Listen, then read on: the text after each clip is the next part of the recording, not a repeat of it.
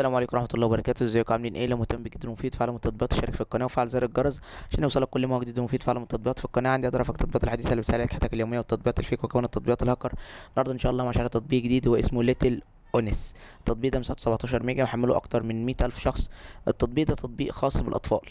لو انت ام جديدة ولسه مخلفة طفل او اول طفل ليكي، فالتطبيق ده بيقدر يديكي نصايح كتيرة للطفل. اول حاجة او اي حاجة بتزعج الام اثناء ولادتها للطفل او اثناء الطفل ما يكون صغير بعد الولاده وكده، ان هو ما بينامش او ان هو بيعيط كتير. التطبيق ده بيدي الام نصايح ان هو آه تعمل له ايه علشان يقدر ينام نوم عميق وينام لوقت طويل وينام وما يقلقش كتير وما يجيلوش يعني ما يجيلوش الهستيريا العياط اللي بتجيله اثناء النوم.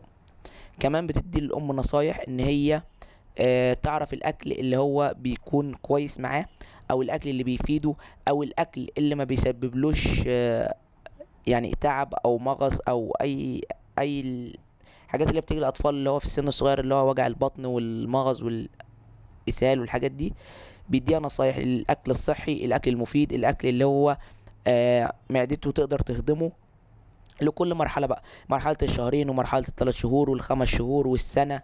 وامتى تبدأ الأم تأكل ابنها أكل صلب، يعني امتى تبقى بتديله مثلا منتجات ألبان بس اللي هو اللبن، وامتى تبدأ تديله مثلا أكل مسلوق، وامتى تبدأ تديله رز والأكل اللي هو الصلب شوية وهكذا. كل الحاجات دي بنقدر نعرفها أو بتقدر الأم تعرفها من خلال التطبيق. مشكلة التطبيق إن هو بيتضمن إعلانات وبيطلب منك الاشتراك وشراء التطبيق عشان يديك مميزات كتيرة حول التربية السليمة للطفل، بداية من أول ما يتولد لحد سن 5 سنين و6 سنين و10 سنين وهكذا. بالإضافة لأن التطبيق كله بيكون باللغة الإنجليزية ومفهوش لغة عربية. بس كده يعتبر أبسط شرح التطبيق بالنسبة للمميزات والعيوب.